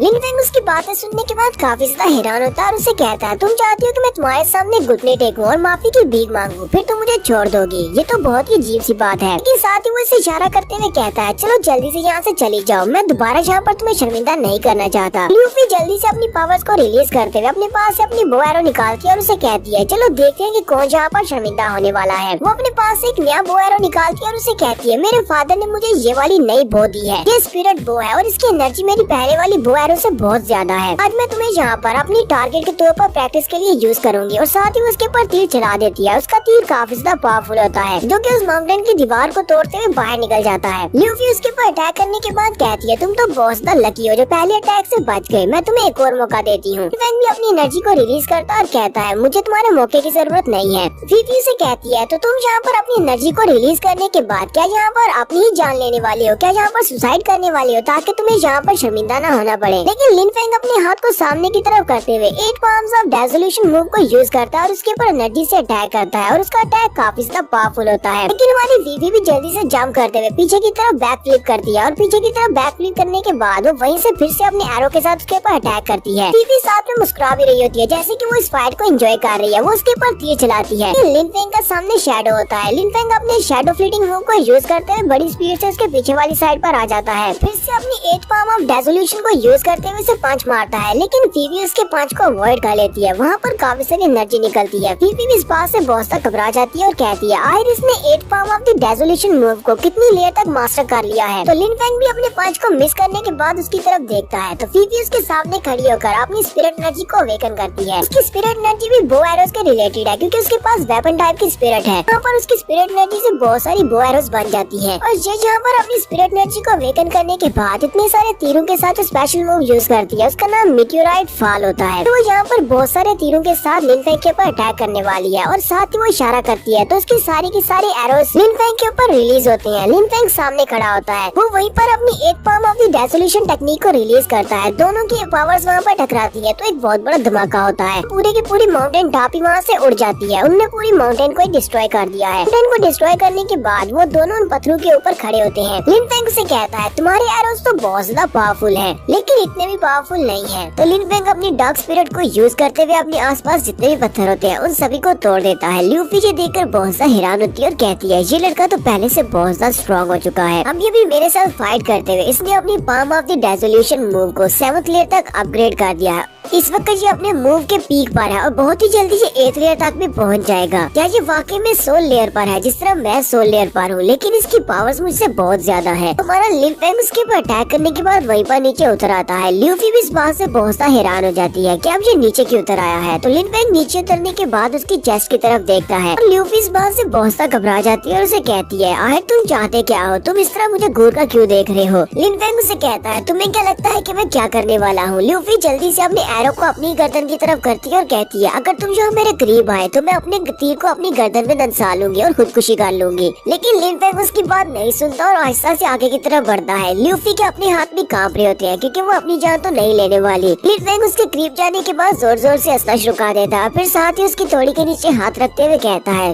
तो मुझे फाइनली तुम्हारी ये वाली साइड भी आज पता चली है कि तुम बहुत ज्यादा क्यूट हो। ल्यूफी भी उसकी बात सुनने के बाद बहुत ज्यादा शर्माना शुरू कर देती है। लिन फेंग उसे कहता है अगर वाकई में तुम्हें ये वाली जगह अपनी कल्टीवेशन के लिए चाहिए तो ठीक है, मैं इस जगह तुम्हारे लिए छोड़ देता हूँ। और साथ ही हमारा लिन फेंग वहाँ से उड़ जाता है। जबकि लिन फेंग के वहाँ से जाने के बाद ल्यूफी पीछे से चिल्लाकर कहती है दोबारा अगर तुम यहाँ पर आए मेरे सामने तो मैं तुम्हें मार डालूंगी। और वो इतने जोर से चिल्लाती है कि वहाँ पर माउंटेन्स के अंदर उसकी आवाज गूंज रही होती है। लिन फेंग अपने कानों पे हाथ रखता है और कहता है मैंने वहाँ पर ऐसा क्या गलत कर दिया, मैंने तो सिर्फ उसकी चीन के नीचे हाथ ही रखा था, इसमें इतना ज्यादा गुस्सा होने वाली कौन सी बात है। तो लिन फेंग वहाँ से निकलने के बाद जंगल एरिया में जाकर लैंडिंग करता है। जैसे वो वहाँ पर लैंडिंग करता है तो वहाँ पर हमारे यूनाइट सेक्टर के काफी सारे बच्चे भागते हुए सामने की तरफ जा रहे होते हैं। लिन फेंग उन सभी को भागता हुआ जाते हुए देखकर बहुत ज्यादा हैरान होता है। वो उनमें से एक लड़के को पकड़ लेता है और कहता है जरा रुको और मुझे बताओ तुम सभी लोग कहाँ पर जा रहे हो और यहाँ पर हो क्या रहा है। वो लड़का उसे कहता है क्या तुम्हें अभी तक इस बारे में नहीं पता चला, ब्लैकविंड रिज के ऊपर बहुत सारे मॉन्स्टर्स ने अटैक किया है, बहुत सारे मॉन्स्टर्स है, पता नहीं वो कहाँ से आए हैं, वो सारे एक साथ निकल आए हैं। इसीलिए हमारे यूनाइट सेक्टर के सारे डिसाइपल्स उसी तरफ जा रहे हैं ताकि उन मॉन्स्टर्स को मारकर उनकी बॉडी से निकलने वाले क्रिस्टल्स को हटाया जा सके। और मैं भी उसी तरफ ही जा रहा हूँ। लिन फेंग इसकी बात सुनने के बाद काफी ज्यादा हैरान होता है कि अचानक से इतने ज्यादा मॉन्स्टर्स कहाँ से आ सकते हैं। तो वो लड़का उसे कहता है ब्रदर गुड लक, मैं भी उसी तरफ जा रहा हूँ क्योंकि मुझे भी क्रिस्टल्स चाहिए। और वो लड़का भी वहाँ से चला जाता है। जबकि हमारा लिन फेंग कहता है अगर ये सभी लोग क्रिस्टल्स लेने के लिए जा रहे हैं तो मैं पीछे क्यों रहूँ, और वो भी बड़ी स्पीड से भागना स्टार्ट करता है। जबकि उसी वक्त ल्यूफी भी उसी जगह पर दोबारा लैंडिंग करती है जहाँ से अभी लिन फेंग गुजरा है। ल्यूफी कहती है तो वो लड़का काफी ज्यादा तेज है, वो यहाँ से भी निकल गया, चलो मुझे उसका पीछा करना है। तो यहीं से हमारा नेक्स्ट सीन यूनाइट सेक्टर की हाईएस्ट पीक का दिखाया जाता है जहाँ पर हमारा एक कोल्ड डिसाइपल खड़ा होता है। कोल्ड डिसाइपल के साथ उसके काफी सारे और दोस्त भी होते हैं। तो इस कोल्ड डिसाइपल का नाम लिंगहू हीशान होता है। वो माउंटेन पीक के ऊपर खड़ा प्रेशर महसूस कर रहा था और कहता है इस बार के मॉन्स्टर्स का प्रेशर तो बहुत ज्यादा है, कि वाकई में बहुत ज्यादा मॉन्स्टर्स इस बार अपीयर हुए हैं। जबकि उसके दोस्त उसके बारे में सोच रहे होते हैं कि हीशान ने फिर से अपना ब्रेक थ्रू कम्प्लीट कर लिया और इस बार से अपनी सोल लेयर को आगे बढ़ा चुका है। लगता है कि इसे 8 ऑफिशियल्स में अपनी जगह बनानी है, इसी वजह से ये यहाँ पर इतनी ज्यादा मेहनत कर रहा है। तो हीशान ऊपर खड़े खड़े अपने दोस्तों से कहता है तो जल्दी से जाकर इन मॉन्स्टर्स को मारते हैं ताकि हम लोग भी लेवल अप कर सके। तो नेक्स्ट सीन में ब्लैकविंड रिज का दिखाया जाता है जहाँ पर वाकई में बहुत सारे मॉन्स्टर्स होते हैं और यूनाइट सेक्टर के बहुत सारे डिसाइपल्स उन मॉन्स्टर्स को मार रहे होते हैं। मास्टर मोजी और उसके साथ साथ एक और एल्डर होते हैं, वो लोग ऊपर खड़े ये सब कुछ ऑब्जर्व कर रहे होते हैं। दूसरा एल्डर मोजी से कहता है एल्डर मोजी इस बार की डिसाइपल्स तो काफी ज्यादा अमेजिंग है, ये सभी के सभी एलिट वॉरियर्स हैं, देखो कितने अच्छे से ये मॉन्स्टर्स को मार रहे हैं। मास्टर मोजी आगे से हंसना शुरू कर देती है और कहते हैं ये तो सिर्फ एक 20 वेव है, इसमें कोई इतने ज्यादा पावरफुल मॉन्स्टर्स भी नहीं है, ये तो हमारे बच्चों के लिए सिर्फ एक ट्रेनिंग मैच है। तो बहुत ही जल्दी हमारे सेक्टर के एग्जाम स्टार्ट होने वाले हैं और सेक्टर एग्जाम से पहले ये उनकी अच्छी ट्रेनिंग हो जाएगी। तो वहीं पर मास्टर मोजी के भी काफी सारे स्टूडेंट्स खड़े होते हैं। मास्टर मोजी उन सभी से कहते हैं जाओ जाकर तुम लोग भी ट्रेनिंग करो। उसी वक्त उन्हें साइड से एक जबरदस्त धमाके की आवाज आती है। वहाँ पर हमारा लिन फेंग होता है। सभी लोग उस तरफ देखते हैं कि वहाँ पर कौन फाइट कर रहा है। वहाँ पर हमारे लिन फेंग ने सिर्फ एक ही स्ट्राइक के साथ एक बड़े से राइनो मॉन्स्टर को मार दिया होता है। देखने वाले काफी ज्यादा हैरान होते हैं और कहते हैं अब ये लड़का कौन है जिसने सिर्फ एक ही स्ट्राइक के साथ एक 8 लेवल के डीमन बीस्ट को बड़ी आसानी से मार दिया। मास्टर मोजी उसकी तरफ देखते और पहचान जाते हैं। मास्टर मोजी कहते हैं ये तो वही बेकार लड़का है। हमारा लिन फेंग 8 लेवल के डीमन बीस्ट को मारने के बाद उसकी बॉडी से निकलने वाले क्रिस्टल को उठा लेता है। जैसे वो क्रिस्टल को उठाता है मास्टर मोजी चिल्लाकर कहते हैं ओए चोर कहीं, तुम्हारी हिम्मत कैसे हुई जहाँ से हमारे क्रिस्टल्स को चोरी करने की। तो लिन फेंग वहीं पर रुक जाता है और मास्टर मोजी से कहता है मास्टर मोजी आपने अभी भी मुझे क्या कहा, क्या आपको मुझसे कुछ चाहिए? मास्टर मोजी से कहते हैं हाँ मुझे तुमसे कुछ चाहिए, तुमने जहाँ पर हमारे डीमन बीस्ट को मारकर उसकी बॉडी से क्रिस्टल को चोरी किया है, तुम्हें अपने यूनाइट सेक्टर सेक्टर के लिए जरा भी रिकॉर्ड्स नहीं है। तुम्हें ये क्रिस्टल्स अपने लिए नहीं रखने बल्कि हमारे यूनाइट सेक्टर को देने हैं। तुम एक चोर हो। लिन फेंग मास्टर मोजी से कहता है, मास्टर मोजी क्या आप मुझे यहाँ पर बताएंगे कि मैंने कौन से बीस्ट को मारा है जो कि आपका था? इस बीस्ट के ऊपर आपका नाम लिखा हुआ था जिस बीस्ट को मैंने मारा है। मास्टर मोजी के साथ वाला एल्डर कहता है, तुम्हारी हिम्मत कैसे हुई सेक्टर लीडर के सामने इस तरह से बात करने की? मास्टर मोजी से कहते हैं, अगर मैंने कहा कि तुमने डीमन क्रिस्टल को चोरी किया है तो इसका मतलब तुमने डीमन क्रिस्टल को चोरी किया है। मुझे यहाँ पर तुमसे बहस नहीं करनी। जबकि मास्टर मोजी के साथ वाले एल्डर सोच रहे होते हैं, इस लड़के को इस बारे में समझना चाहिए कि वो यहाँ पर किसके सामने बात कर रहा है। मास्टर मोजी एक इनर एल्डर है। इनर एल्डर के सामने अगर ये बात करेगा तो इसको सजा मिलेगी। तो लिन फेंग यहाँ पर मास्टर मोजी के साथ मास्टर खाना भी छोड़ देता है और कहता है, मोजी मुझे ये बात अच्छी तरह से पता है कि तुम मुझे मारना चाहते हो। मैं तुम्हें ये बात साफ साफ बता देता हूँ, तुम्हें यहाँ पर मुझे मारने के लिए मेरे ऊपर कोई भी इल्जाम लगाने की जरूरत नहीं है, बल्कि तुम्हें स्ट्रेंथ की जरूरत है। अगर तुम्हारे अंदर इतनी स्ट्रेंथ है तो आओ और मुझे मार कर दिखाओ। मास्टर मोजी और साथ वाला एल्डर दोनों ही सोच रहे होती है कहीं ये पागल तो नहीं हो गया। तो लिन फेंग हंसते हुए कहता है, लगता है कि मोजी तुम फिर से मुझसे डर रहे हो। मोजी क्या हुआ, तुम वहाँ पर खड़े क्यों हो? मैं तो सिर्फ एक आउटर डिसाइपल हूँ, चलो जल्दी से आगे बढ़ो और मुझे मारो। तो मास्टर मोजी भी इसकी बात सुनने के बाद बहुत सा घबराए हुए होते हैं, क्योंकि लास्ट टाइम मास्टर कुंग लाओ ने इसको वहीं पर रोक दिया था, जिसकी वजह से मास्टर मोजी डरे हुए हैं। मास्टर मोजी सोच रहे होते हैं, अगर मैं फिर से इसके ऊपर अटैक करने के लिए आगे बढ़ा तो डार्क शैडो मुझे फिर से वहीं पर रोक देगा। इसका प्रेशर बहुत ज्यादा था। तो मास्टर मोजी कहते हैं, मैं पहले इसके ऊपर अटैक करने के लिए नहीं जाता। वो अपने साथी से कहते हैं, ही चोंग तुम आगे बढ़ो और जाकर इसको मेरे लिए सजा दो। तो मास्टर ही चोंग जल्दी से अपनी पावर्स को रिलीज करता है और कहता है, हाँ मास्टर मोजी ठीक है, मैं आपके लिए इसको सजा देता हूँ। ऐसे ही वो आगे बढ़ने लगता है। लिन फेंग उसे कहता है, एल्डर लगता है कि तुम एक बेवकूफ हो, क्या तुम्हारे अंदर जरा भी दिमाग नहीं है? एल्डर ही चोंग उसे कहते हैं, अब तुम्हारी इस बात का क्या मतलब है? तुम कहना क्या चाहते हो? लिन फेंग उसे कहता है, जरा अपने मोजी की तरफ देखो। मोजी इतना ज्यादा डरा हुआ है कि वो यहाँ पर मेरे ऊपर अटैक करने की हिम्मत नहीं कर रहा, क्योंकि मैंने उसे यहाँ पर ओपन चैलेंज किया है, लेकिन वो यहाँ पर तुम्हें भेज रहा है। उसने तुम्हें बलि का बकरा बना दिया ताकि वो चेक कर सके मैं कितना स्ट्रॉन्ग हूँ। क्या तुम इतने बड़े बेवकूफ हो जो तुम्हें दिखाई नहीं दे रहा कि मोजी मुझसे डरा हुआ है और इसलिए मुझ पर अटैक नहीं कर रहा? मास्टर ही चोंग में इसकी बात सुनने के बाद सोच रही होती है, बात तो बिल्कुल ऐसी लग रही है। आखिर मास्टर मोजी खुद इसके ऊपर अटैक क्यों नहीं कर रहे? तो मास्टर मोजी खुद ही बच्चों को सजा देते हैं। वाकई में ऐसी बात तो नहीं है कि ये लड़का बहुत ज्यादा स्ट्रॉन्ग है और मास्टर मोजी भी इससे डरे हुए हैं। जबकि बाकी के स्टूडेंट्स भी लिन फेंग की एरोगेंस को देखकर बहुत सा हैरान होते हैं और कहते हैं, इस लड़के ने 2 सेक्टर एल्डर्स को यहाँ पर चुप करवा दिया। लगता है कि ये लड़का बहुत ज्यादा स्पेशल है। लिन फेंग पीछे की तरफ मुड़ जाता है और कहता है, तो अब मैं यहाँ से जा रहा हूँ। मैंने तुम्हें यहाँ पर एक मौका दिया था मुझे मारने का, लेकिन तुम सभी को मुझे नहीं मारना, तो ठीक है अब मैं जा रहा हूँ। यानी किस तरह के सेक्टर एल्डर्स हो तुम सभी लोग तो बहुत ज्यादा डरपोक हो। और वो फिर से वहाँ पर डीमन बीस्ट को मारना शुरू कर देता है और कहता है, अब मैं डीमन बीस्ट की हंटिंग के लिए जा रहा हूँ। अगर तुम्हें मुझे नहीं मारना तो ठीक है यहीं पर रुको। जब वो दोनों सेक्टर एल्डर वहीं पर खड़े रह जाते हैं, यहाँ पर काफी सारे डीमन बीस्ट होते हैं, जबकि हमारी ल्यूफी भी यहाँ पर आ जाती है।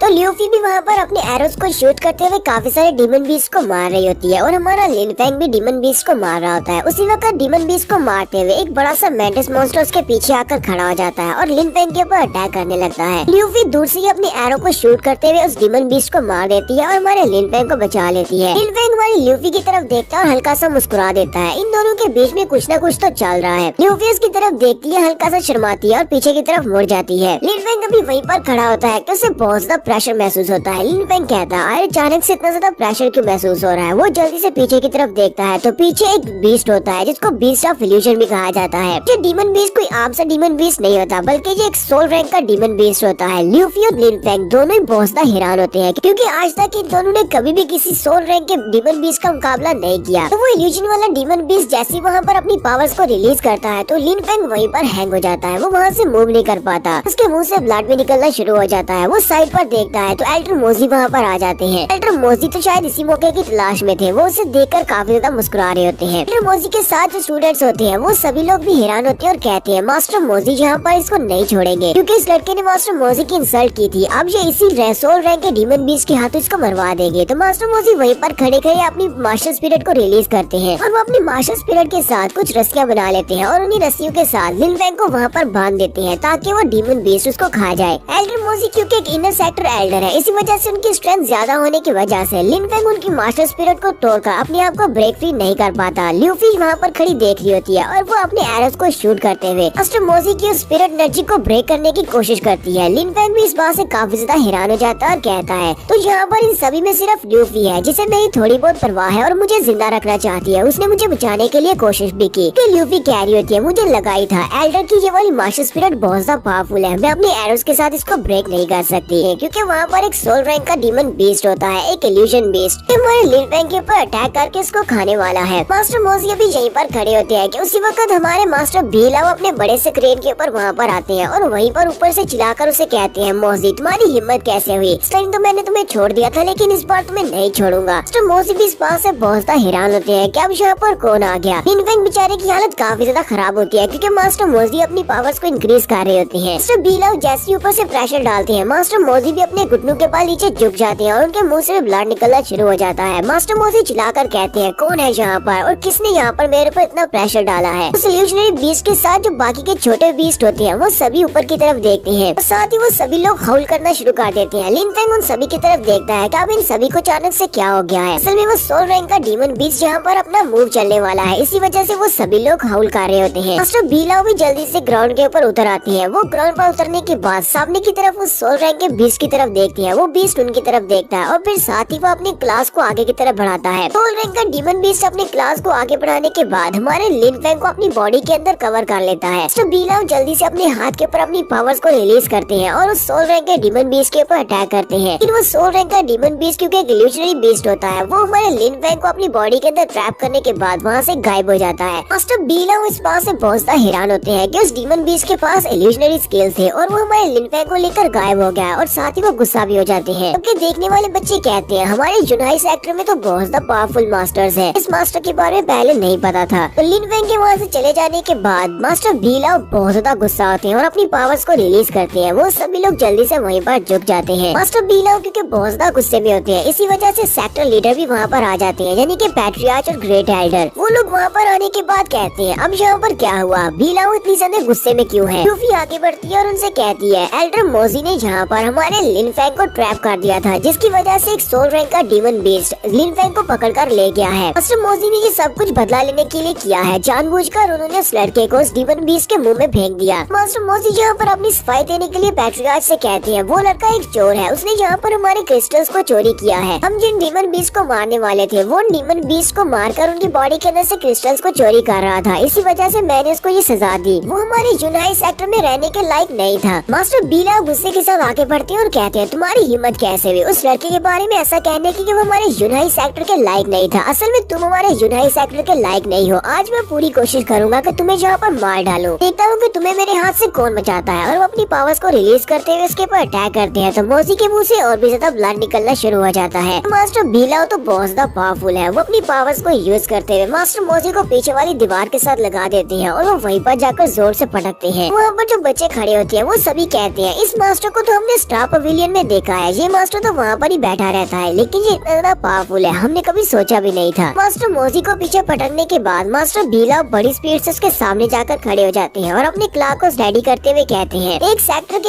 एल्डर होने के बावजूद तुमने यहाँ पर सेक्टर के स्टूडेंट के ऊपर अटैक किया और उसे मारने की कोशिश की, बल्कि उसको मार ही डाला। तुम्हारे जैसे एल्डर के होते हुए मैं यूनाई सेक्टर को यहाँ पर इस तरह छोड़कर कैसे जा सकता हूँ। मैं यूनाई सेक्टर का प्रोटेक्टर हूँ, तुम्हारे जैसे लोगों से मुझे यूनाई सेक्टर को बचाना होगा। ग्रेट एल्डर से कहती है भीलाव तुम्हें नहीं लगता कि तुम यहाँ पर अपनी हदों को पार कर रहे हो, ये एक एल्डर है और तुम एल्डर को नहीं मार सकते। असल में ग्रेट एल्डर मोजी के फादर है। मास्टर भीलाव से कहते हैं तुम्हें लगता है कि मैं यहाँ पर कुछ ज्यादा कर रहा हूँ, ये तुम्हारे इस बेकार से बच्चे की वजह से हुआ है। तुम्हारी वजह से इसको सेक्टर में एल्डर की पोजीशन मिली है लेकिन ये एक एल्डर बनने के लायक नहीं है। पैट्रियार्च भी आगे बढ़ते हैं और मास्टर भीलाव से कहते हैं मास्टर भीलाव आखिर ऐसा क्या हो गया कि तुम इतने ज्यादा गुस्से में हो, वो तो सिर्फ एक काउंटर डिसाइबल था। मास्टर भीलाव पैट्रियार्च से कहते हैं पैट्रियार्च मैं चाहता हूँ कि तुम साइड पर रहो, सेक्टर का प्रोटेक्टर होने के नाते ये मेरी जिम्मेदारी बनती है कि मैं सेक्टर में से जितने भी गंदे अंडे हैं उन सभी को निकाल दूं। जबकि पैट्रियार्च सोच रहे होते हैं आज ये हुदबहुद यहाँ से पीछे हट जाए वरना मुझे इसे रोकना पड़ेगा, मैं इन दोनों को नहीं रोक सकता। मोजी भी मेरे लिए इम्पोर्टेंट है और मास्टर भीलाव तो बहुत ज्यादा इम्पोर्टेंट है। मास्टर भीलाव और पैट्रियार्च अब यहाँ पर अपनी वॉइस ट्रांसमिशन से बात कर रहे होते हैं। मास्टर भीलाव से कहते हैं तुम्हें लगता है कि मुझे सेक्टर की फिक्र नहीं है, तुम्हें जरा सा भी आइडिया है कि वो लड़का कौन था जिसको अभी अभी मोजी ने मार डाला है। अगर कुंगलाओ यहाँ पर पर होता वो तो अब तक गुस्से से पागल हो चुका होता और उसने अभी तक मोजी को मार भी दिया होता। पैट्रियार्च भी मास्टर कुंगलाओ का नाम सुनने के बाद काफी ज्यादा हैरान हो जाते हैं। मास्टर बीलाओ से कहते हैं, टेनगोंग तुम पैट्रियार्च बनने के बाद अपनी शार्प सेंसेस को खो चुके हो। तुम यहाँ पर ये भी महसूस नहीं कर सकते कि वो लड़का कितना बड़ा जीनियस था। इतना कहने के बाद मास्टर बीलाओ वहाँ से चले जाते हैं। मास्टर बीलाओ के चले जाने के बाद पैट्रियार्च को महसूस होता है अगर मास्टर कुंगलाओ और मास्टर बीलाओ दोनों ही सब में शामिल हैं तो कहीं ऐसा तो नहीं है कि वो लड़का वही था जिसने बेल्स को 8 बार रिंग किया था। साथ ही पैट्रियार्च अपने किलिंग इंटेंट को रिलीज करते हैं। टेलर भी इस किलिंग इंटेंट को महसूस करते हैं, कहते हैं पैट्रियार्च को क्या हो गया, इन्होंने भी यहाँ पर अपनी किलिंग इंटेंट को रिलीज किया है कि मेरे बेटे ने इस बार कोई बहुत बड़ी गलती कर दी है। तो नेक्स्ट सीन हमारे लिन फेंग का दिखाया जाता है। वो सोल रैंक का इल्यूशनरी बीस्ट लिन फेंग को अपने साथ लेकर एक दूसरी जगह पर चला जाता है। इसे एक माउंटेन के अंदर ले जाता है और वहाँ पर लिन फेंग जब अपनी आंखें खोलता है तो उसके सामने वो डीमन बीस्ट होता है। तो डीमन बीस्ट इसको यहाँ पर डिवावर करने वाला है, लेकिन लिन फेंग की बॉडी के अंदर कुछ ऐसा है जो उसको डिवावर नहीं करने देगा। लिन फेंग की बॉडी के अंदर उसकी जो स्नेक टाइप की मास्टर स्पिरिट है जो कि उसकी माँ से उसको मिली है वो भी बहुत ज्यादा पावरफुल है और लिन फेंग को अभी तक इस बारे में पता नहीं था। लिन फेंग अपनी ब्लैक स्पिरिट को एक्टिवेट करता है और सामने की तरफ देखता है तो उसे सामने बड़ा सा डीमन बीस्ट दिखाई देता है। लिन फेंग कहता है तो क्या ये इस इल्यूशनरी बीस्ट की ट्रू फॉर्म है। उसी वक्त लिन फेंग की बॉडी के अंदर जो उसकी स्नेक टाइप की मास्टर स्पिरिट होती है वो एक्टिवेट हो जाती है और उसकी बॉडी के अंदर से एक छोटा सा स्नेक निकलता है। लिन फेंग उस स्नेक को अपने हाथ में पकड़ता है और कहता है ये क्या, ये तो एक छोटा सा स्नेक है। लगता है कि ये ओरिजिनल लिन फेंग की मास्टर स्पिरिट है, लेकिन ये तो बहुत ही छोटा सा स्नेक है। मुझे पता है कि ये बेकार मास्टर स्पिरिट है, इसी वजह से तो पुराना लिन फेंग अपनी फैमिली में सिर्फ एक कचरा था। लेकिन लिन फेंग के सामने वो बड़ा सा इल्यूशनरी बीस्ट खड़ा होता है और जैसे ही वो उसको निगलने लगता है तो लिन फेंग का जो छोटा सा स्नेक होता है वो साइज में बहुत ज्यादा बड़ा हो जाता है, इल्यूशनरी बीस्ट के साइज के जितना। सामने से वो इल्यूशनरी बीस्ट होता है और इस तरफ से इसका बड़ा सा स्नेक होता है जो कि एक मास्टर स्पिरिट है और वो दोनों ही आपस में एक दूसरे के ऊपर घुर्राते हैं। स्नेक जल्दी से आगे बढ़ता है और उस इल्यूशनरी बीस्ट को निकल जाता है। लिन फेंग इस बात से बहुत ज्यादा हैरान हो जाता है और कहता है ये कैसे हुआ, मेरे छोटे से स्नेक स्पिरिट ने बड़े से इल्यूशनरी बीस्ट को निगल लिया है। उस इल्यूशनरी बीस्ट को निगलने के बाद लिन फेंग का छोटा स्नेक उसकी बॉडी में वापस आ जाता है। जैसे वो उसकी बॉडी में वापस आता है लिन फेंग की एनर्जी बहुत ज्यादा बढ़ जाती है। लिन फेंग को भी महसूस होता है कि उस इल्यूशनरी बीस्ट की एनर्जी अब उसकी बॉडी के अंदर आ गई है और लिन फेंग वहीं पर एक झटका लगने के बाद बेहोश हो जाता है। हमारा लिन फेंग वहीं पर काफी देर तक बेहोश रहता है। काफी देर तक बेहोश रहने के बाद जब वो अपनी आंखें खोलता है तो वो सामने की तरफ देखता है, वो अभी तक उसी गुफा के अंदर होता है। लिन फेंग कहता है मैं तो यहीं पर हूँ, थोड़ी देर पहले जहाँ पर हुआ क्या था, वो इल्यूशनरी बीस्ट कहाँ पर चला गया, मेरी मास्टर स्पिरिट के साथ मसला क्या है। मैंने अभी भी यहाँ पर अपनी स्नेक टाइप की मास्टर स्पिरिट को भी अवेकन कर लिया है। उसी वक्त उसकी स्नेक टाइप की मास्टर स्पिरिट बाहर निकलती है। तो जैसे उसकी स्नेक टाइप की मास्टर स्पिरिट बाहर निकलती है उसी वक्त उसके सामने इल्यूशनरी बीस्ट भी आ जाता है। लिन फेंग इस बात से बहुत ज्यादा हैरान हो जाता है और कहता है ये कैसे हो सकता है, ये तो इल्यूशनरी बीस्ट है लेकिन ये मास्टर स्पिरिट में कैसे चेंज हो गया। तो यहाँ पर लिन फेंग के पास ट्रिपल मास्टर स्पिरिट्स आ चुकी है। एक उसकी अपनी डिवाइन मास्टर स्पिरिट है, दूसरी उसकी स्नेक टाइप की मास्टर स्पिरिट जो कि उसकी माँ से उसको मिली है और तीसरी अब उसके पास इल्यूशनरी बीस्ट टाइप की मास्टर स्पिरिट आ चुकी है। लिन फेंग बहुत ज्यादा हैरान होता है, कहता है ना सिर्फ मेरे पास ट्रिपल मास्टर स्पिरिट आई है बल्कि मेरी एनर्जी भी इंक्रीज हो गई है। अब मैं अपनी सोल लेयर के सेकंड लेवल पर प्रमोट हो गया हूँ। तो लिन फेंग अपने उस छोटे स्नेक मास्टर स्पिरिट की तरफ देखता है और कहता है मैंने इसको बहुत ही कम मांगा था। लगता है कि मेरी स्नेक टाइप की मास्टर स्पिरिट के पास ये स्पेशल एबिलिटी है, ये डीमन बीस्ट की सोल्स को कंट्रोल कर सकता है और उनको मेरी बॉडी में एब्जॉर्ब करवाकर उनको मेरी मास्टर स्पिरिट में चेंज कर सकता है। इसकी वजह से मेरी अपनी स्ट्रेंथ इंक्रीज होती है। लिन फेंग बहुत ज्यादा खुश हो जाता है और हंसते हुए कहता है सभी लोग मुझे इसी मास्टर स्पिरिट की वजह से कचरा समझते थे। उन्हें लगता था कि ये स्नेक टाइप की मास्टर स्पिरिट बहुत ज्यादा बेकार है, लेकिन ये स्नेक टाइप की मास्टर स्पिरिट ये तो नेचर के लॉज को भी डिफाई कर सकती है। ऐसा तो कभी किसी ने भी नहीं सुना होगा कि कोई भी मास्टर स्पिरिट दूसरी मास्टर स्पिरिट्स को डिवावर करके किसी अपने यूजर की मास्टर स्पिरिट बना सकती है।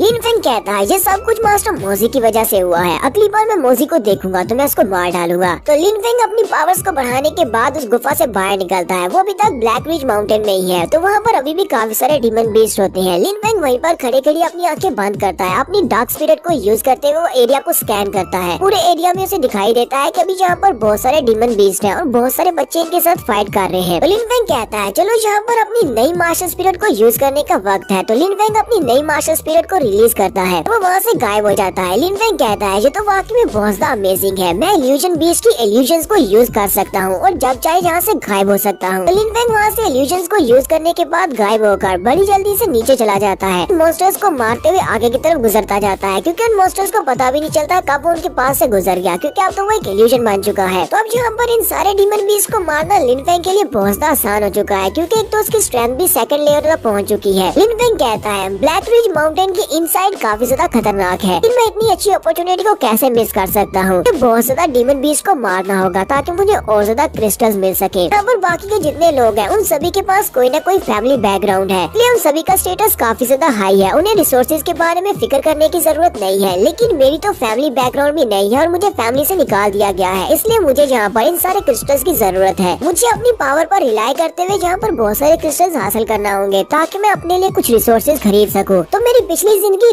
बहुत ज्यादा बेकार थी, लिन फेंग की जिंदगी भी बेकार थी, लेकिन इस बार लिन फेंग की और अपनी किस्मत बदल दूंगा वहाँ पर मॉन्स्टर्स को मारकर क्रिस्टल्स को लेने के लिए, कि हमारा लिन फेंग बेचारा अब गरीब हो चुका है और जो क्रिस्टल्स की जरूरत है अपने रिसोर्सेज को पूरा करने के लिए। लिन फेंग अभी वहीं पर मॉन्स्टर्स को मार रहा होता है। मॉन्स्टर्स को मारते मारते उसे पता चलता है कि उसने कुछ ज्यादा ही मॉन्स्टर्स को मार दिया है। वहाँ पर बहुत सारे मॉन्स्टर्स को वो मार देता है। इतने सारे मॉन्स्टर्स को मारने के बाद अब तो मॉन्स्टर्स से भी उससे डर रहे होते हैं। हमारा Lin Feng black ridge mountain के इनर साइड पर होता है। पूरे 2 दिन तक वो मॉन्स्टर्स को वहाँ पर मारने के बाद वहाँ से बाहर की तरफ निकलता है और वो एज तक पहुँचता है जहाँ से वो बाहर निकल सके। एक बार उसका सामना एक सेकंड सोल रैंक के मॉन्स्टर के साथ होता है। सेकंड सोल रैंक का एक पाइथन मॉन्स्टर होता है जो उसके सामने खड़ा होता है। लिन फेंग कहता है, ये तो बहुत ज्यादा स्ट्रॉन्ग होने वाला है, लगता है कि इसके साथ फाइट करना काफी ज्यादा मुश्किल रहेगा। तो वो डीमन बीस्ट भी अपने मुंह से एनर्जी बॉल क्रिएट करता है और लिन फेंग के ऊपर अटैक करता है, जबकि लिन फेंग भी अपनी तलवार को सामने की तरफ घुमाते हुए उसके ऊपर अटैक करता है। वहाँ पर एक जबरदस्त धमाका होता है। लिन फेंग जहाँ पर अपनी स्वर्ड ऑफ निर्वाणा के first move sword of life taking को यूज करते हुए उसके ऊपर एक स्लैश लगाता है और उसकी बॉडी को कट कर देता है। लेकिन क्योंकि वो पाइथन भी सेकंड सोल रैंक पर है, इसी वजह से वो बहुत ज्यादा पावरफुल है। लिन फेंग कहता है, अब बहुत ज्यादा गेम्स नहीं। यहीं पर फाइटिंग के दौरान वो अपनी डार्क स्पिरिट को रिलीज करता है। लिन फेंग जहाँ पर बार बार अपनी मार्शल स्पिरिट्स में स्विच कर सकता है। अपनी डार्क स्पिरिट को रिलीज करने के बाद उसकी एनर्जी पहले से बहुत ज्यादा बढ़ जाती है, क्योंकि उसकी डार्क स्पिरिट सबसे ज्यादा पावरफुल है। उसी के साथ ही वो अपनी तलवार लेकर आगे बढ़ता है। वो पाइथन अपने मुंह को खोलते हुए उसकी तलवार को अपने दांतों में पकड़ लेता है, लेकिन लिन फेंग जल्दी से घूमकर साइड पर हो जाता है और अपनी तलवार को उसके दांतों के अंदर दंसाकर उसके पूरे जबड़े को ही काट देता है। लिन फेंग ने जहाँ पर एक सेकंड सोल रैंक के मॉन्स्टर को भी मार दिया है। तो सेकंड सोल रैंक के मॉन्स्टर को मारने के बाद उसकी बॉडी से क्रिस्टल को निकाल लेता है। लिन फेंग कहता है, बहुत ही जल्दी ये सारे मॉन्स्टर्स खत्म होने वाले हैं, क्योंकि अब कुछ ही मॉन्स्टर्स यहाँ पर दिखाई दे रहे हैं और बहुत ही जल्दी हमारे सेक्टर एग्जाम्स भी स्टार्ट होने वाले हैं, इसलिए मुझे जल्दी करना होगा और वापस जाना होगा। यहीं पर उसे कुछ महसूस होता है। उसी तरह कुछ और फाइटर्स भी फाइट कर रहे होते हैं। यहाँ पर हमारा हान मैन भी होता है। हान मैन अपने एक दोस्त के साथ होता है जो कि एक मॉन्स्टर के साथ फाइट कर रहे होते हैं। हान मैन अपने दोस्त से कहता है, जुनपो यहाँ पर देखो, ये तो एक सोल रैंक का मॉन्स्टर है। तो इस राइनो मॉन्स्टर को पकड़ते हैं और इसको मारते हैं। जुनपो उसे कहता है, लेकिन क्या तुम्हें वाकई में श्योर है कि हम लोग इस राइनो मॉन्स्टर को मार पाएंगे? ये सोल रैंक का मॉन्स्टर है और मैं तो अभी तक अपने सोल रैंक में भी नहीं पहुंचा। हान मैन उसे कहता है, जुनपो तुम्हें तो मेरे पर जरा भी भरोसा नहीं है, मेरी स्ट्रेंथ पर भरोसा करो, मैं इसको मार डालूंगा, तुम्हें बस यहाँ पर मेरा साथ देना है। जुनपो उसे कहता है, हाँ मुझे तुम्हारे पर भरोसा है, चलो ठीक है, फिर मैं तुम्हारे लिए ये सब कुछ कर देता हूँ। और वो साथ ही अपनी मास्टर स्पिरिट को रिलीज करता है, जो कि प्लांट टाइप की मास्टर स्पिरिट होती है। उस बड़े से राइनो मॉन्स्टर के मुंह को भी लपेट देता है और साथ ही उसकी टांगों को भी। उसे कहता है, चलो हान मैन अब तुम्हारी बारी है। हान मैन उसे कहता है, हाँ क्यों नहीं। और हान मैन बड़ी स्पीड से आगे बढ़ता है और उसके मुंह पर एक जबरदस्त पंच मारता है और उस राइनो मॉन्स्टर को सिर्फ एक ही पंच के साथ नीचे गिरा देता है और वो राइनो मॉन्स्टर वहीं पर मर जाता है। जुनपो से कहता है, तो ये बात तो मानना पड़ेगी हान मैन, तुम्हारी स्ट्रेंथ वाकई में बहुत ज्यादा इनक्रेडिबल है। हान मैन उसे कहता है, जुनपो तो तुम्हें क्या लगा था मेरे साथ तुम्हें टीम अप करने में नुकसान होगा, अब देखा कितना फायदा हो रहा है। हमारा लिन फेंग हान मैन को देखने के बाद वहाँ पर झाड़ियों में से निकलता है। जुनपो जैसे वहाँ पर किसी को महसूस करता है वो उसके ऊपर अटैक कर देता है। हान मैन उसे कहता है, बेवकूफ ये क्या कर रहे हो, ये मेरा दोस्त है, अपनी मास्टर स्पिरिट को वापस बुलाओ। लिन फेंग अपने हाथ को सामने करते हुए उसकी मास्टर स्पिरिट को वहीं पर झटक देता है, उसको ब्लॉक कर देता है। उनको भी ये बात महसूस हो जाती है कि ये लड़का बहुत ज्यादा स्ट्रॉन्ग है। हान मैन उसे कहता है, लिन फेंग तो फाइनली तुम यहाँ पर अपने आप को शो ऑफ करवा रहे हो। मैं कितनी बार तुम्हें देखने के लिए गया, लेकिन ना तो तुम अपने कॉटेज में थे और ना ही सेक्टर में थे, तुम कहाँ पर चले गए थे? मुझे लगा कि तुम सेक्टर छोड़कर चले गए और कभी वापस नहीं आओगे। लिन फेंग उसे कहता है, मैं अपने फैमिली सिटी में वापस गया था और अभी वापस आया हूँ। लिन फेंग उसे कहता है, हान मैन तुम्हारी स्ट्रेंथ तो वाकई में बहुत ज्यादा बढ़ चुकी है, तुमने यहाँ पर एक सोल रैंक के डीमन बीस्ट को मार दिया है, लगता है कि पिछले कुछ दिनों में तुमने काफी अच्छे से ट्रेन किया है। हान मैन उसे कहता है, मुझे एक बहुत ही अच्छा मौका मिला था अपने आप को ब्रेक थ्रू करने का, तो मैंने उस मौके को कैश किया। अब मैं अपनी सोल लेयर के फर्स्ट फर्स्ट लेवल पर हूँ। फिर वो लिन फेंग से कहता है तुम्हारी स्ट्रेंथ तो पहले ही बहुत ज्यादा थी जब तुम अपनी सोल लेयर के 7th लेवल पर थे, अब तुम्हारी लेयर कहाँ तक पहुँची है। फेंग अपना सारी लाते हुए कहता है नहीं नहीं मैं इतना भी स्ट्रॉन्ग नहीं हूँ। हानमैन आगे बढ़ता है और कहता है इस लड़के का नाम जुनपो है और ये हमारा अच्छा दोस्त बन सकता है क्योंकि मैं इसके ऊपर भरोसा करता हूँ। इससे हम सभी लोग आपस में अच्छे दोस्त हैं। लेकिन जुनपो यहाँ पर लिन फेंग को देखकर ज्यादा खुश नहीं होता। वो हानमैन से कहता है मैं जाकर उस डीमन बीस्ट की बॉडी से क्रिस्टल निकालता हूँ। हानमैन आगे बढ़ता है, लिन फेंग से कहता है इसकी बातों को इग्नोर करो, ये हमेशा इसी तरह रूडली बिहेव करता है लेकिन ये एक अच्छा दोस्त है।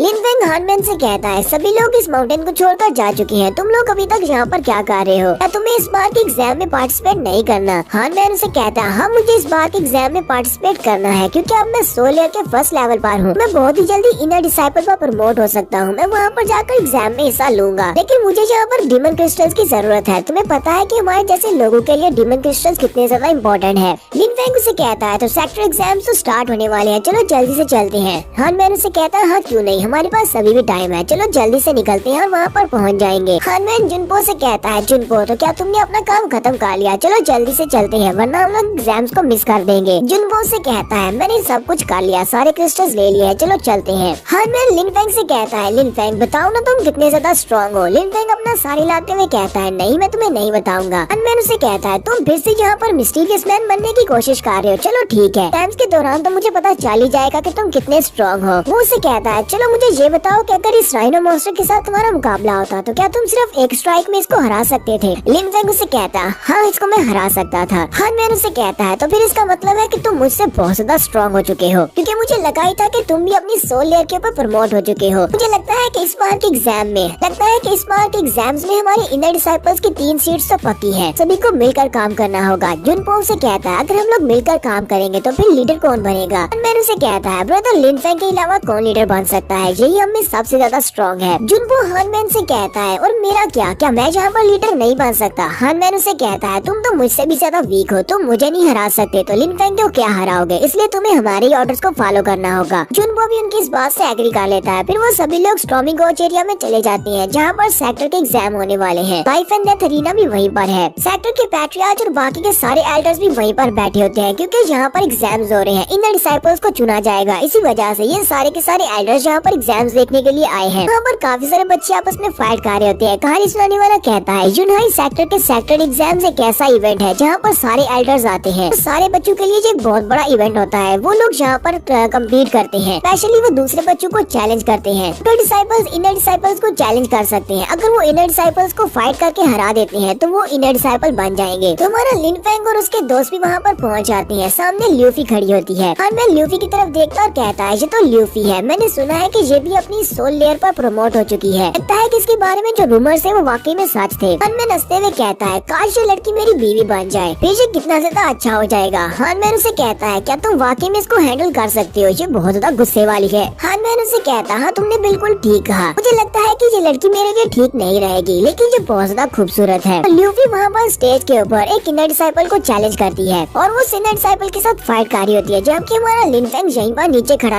ऊपर की तरफ देखता है जहाँ पर मोजी खड़ा होता है। वहाँ पर उसकी तरफ देखता है, उसका किलिंग इंटेंट रिलीज होता है तो मोजी को भी महसूस होता है कि जैसे कोई यहाँ पर है जो उसको मारना चाहता है। जैसे वो नीचे की तरफ देखता है हमारा लिन फेंग वहाँ से गायब हो जाता है। मोजी को वहाँ पर कुछ भी ऐसा दिखाई नहीं देता। वो कहता है लगता है कि मुझे कुछ वैसी शक पड़ा होगा और वो फिर से मैच की तरफ देखना शुरू करता है। तो ल्यूफी अपनी ओपोनेंट को हरा देती है। देखने वाले बहुत ज्यादा खुश हो जाते हैं। ल्यूफी ने जहाँ पर इनर डिसाइपल को हरा दिया है, अब वो भी एक इनर डिसाइपल बन जाएगी। तो ल्यूफी जहाँ पर सोच रही होती है अगर वो लड़का यहाँ पर होता तो मैं उसको यहाँ पर चैलेंज करती, हम दोनों में यहाँ पर एक बहुत ही अच्छी फाइट होती, लेकिन वो तो मर चुका है। तो हमारे मास्टर बीलाओ भी यहीं पर बैठे होते हैं। मास्टर बीलाओ कहते हैं फीफी के अंदर काफी ज्यादा टैलेंट है और ये लड़की भी एक जीनियस है, लेकिन ये अपने फादर कैंगलैन के जितनी नहीं हो सकती। कैंगलैन जब इसकी उम्र में था वो काफी ज्यादा बड़ा जीनियस था। ल्यूफी अपने फादर के लिए वो काम नहीं कर सकती जो काम वो लड़का कर सकता था। मैंने मून सिटी के लिए उस लड़के लिन फेंग को चूज किया था ताकि वो वहाँ पर जाकर इसके फादर की हेल्प कर सके, लेकिन अब जबकि इस कमीने मोजी की वजह से वो लड़का मर चुका है, अब मैं यहाँ पर क्या कर सकता हूँ, मैं इसके फादर की हेल्प कैसे कर सकता हूँ। नेक्स्ट सीन फिर से वहाँ पर अरीना के नीचे का दिखाया जाता है। जिंगजुन भी वहाँ पर आती है और लिन फेंग को देखकर बहुत ज्यादा खुश होती है। वो भागती हुई उनके पास आती है और कहती है तो लिन फेंग तुम भी यहाँ पर आए हो। मैंने उसे कहता है क्या मैं तुम्हें इतनी बड़ी सी बॉडी के साथ दूर से दिखाई नहीं दिया जो तुम्हें सिर्फ लिन फेंग की फिक्र पड़ी है, तुमने मुझसे क्यों नहीं पूछा कि मैं भी यहाँ पर आया हूँ। जिंगजुन उसकी तरफ देखती है और कहती है नहीं मैंने तो तुम्हें पहचाना भी नहीं, आए तुम हो कौन। वो सभी लोग हंसना शुरू कर देते हैं। तो ये लोग अभी यहीं पर हंस हंस कर बातें कर रहे होते हैं कि वहीं पर ऊपर एक लड़का खड़ा होता है जो कि इनर डिसाइपल है। तो इस लड़की का नाम यू हाओ है। यू हाओ ने एक बार लिन फैंग के ऊपर अटैक किया था और लिन फैंग ने इसको धमकी दी थी कि जिस दिन मैं अपनी सोल लेयर में पहला कदम रखूंगा वो दिन तुम्हारा आखिरी दिन होगा। वो लड़का इनसे कहता है तुम सभी लोग अपनी बकवास बंद करो, क्या तुम्हें नहीं लगता कि तुम सभी को यहाँ पर चुप करके मैचेस को देखना चाहिए। हन मैन उसे कहता है हमारी बात करने से तुम्हें क्या मसला है, तुम्हें क्या तकलीफ हो रही है। यू हाओ अपनी पावर्स को रिलीज करता है और कहता है तुम सिर्फ एक गाँव का डिसाइपल हो, क्या तुम्हें नहीं लगता कि तुम्हें मेरे सामने अपना मुंह नहीं खोलना चाहिए वरना मैं तुम सभी को मार डालूंगा। लिन फैंग उसकी तरफ देखता और कहता है ये तो तुम हो। यू हाओ लिन फैंग की तरफ देखता है, थोड़ी देर सोचने के बाद हंसना शुरू कर देता और कहता है ये तो तुम हो लिन फैमिली के कचरे, लास्ट टाइम तुम मेरे अटैक से बाल बाल बचे थे। यहाँ पर अगर तुम अपने शैडो स्किल को यूज करते हुए भागते नहीं तो मैंने तुम्हें मार दिया होता। यहाँ पर तुम फिर से मरने के लिए चले आए हो। लिन फैंग अपनी पावर्स को रिलीज करता है और उसे कहता है तुम्हें लगता है कि मैं यहाँ पर मरने के लिए आया हूँ। फिर साथ ही वो हंसते हुए कहता है हाँ मैं यहाँ पर मरने के लिए ही आया हूँ। लिन फैंग जल्दी से पीछे की तरफ मुड़ जाता है। यू हाओ कहता है तुम तो बहुत बड़े डरपोक हो, अगर इतनी हिम्मत है तो यहाँ पर आओ और रीना में आकर मुझसे फाइट करो, मुझे हराओ तो तुम एक इनर डिसाइपल बन जाओगे। तुम तो वाकई में कचरे और बहुत ज्यादा डरपोक हो। यू हाओ से कहता है बस इंतजार करना, इस सेक्टर एग्जाम्स के बाद मैं तुमसे बाहर मिलूंगा और वहाँ पर हम दोनों फाइट करेंगे। मैं तुम्हारी इस मरने की ख्वाहिश को भी पूरा कर दूंगा। हमारा लिन फैंग उसे कहता है हमें यहाँ पर एग्जाम्स के खत्म होने का इंतजार करने की जरूरत नहीं है, मैं तुम्हें अभी एक मौका देता हूँ मुझे मारने का। और वो चलता हुआ सीधा लाइफ एंड डेथ अरीना की तरफ जा रहा होता है। जिंगजुन उसे कहती है लिन फैंग तुम कहाँ पर जा रहे हो, इस तरफ तो लाइफ एंड डेथ अरीना है। हान मैन उसे रोकता और कहता है जिंगजुन तुम्हें लिन फैंग के ऊपर भरोसा होना चाहिए, पता है कि वो क्या कर रहा है।